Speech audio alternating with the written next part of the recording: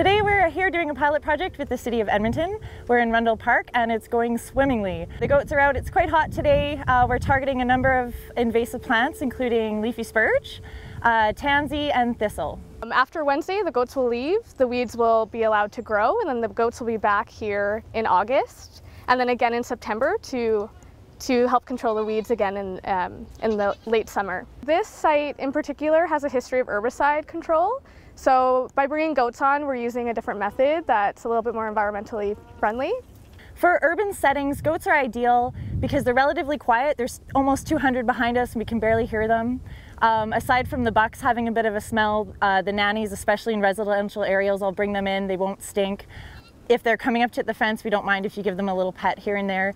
We do ask that if you've been to a farm or around other livestock, you let us know and make sure you've washed before you come here, just so we can manage our disease issues. What we do is anything that I hold is a treat to them, so they start to associate me as a reward. And I'll hand feed them weeds if I see them not eating it. We can also at times put them in different bins that they associate as treats, or I'll hang them on the fences at night.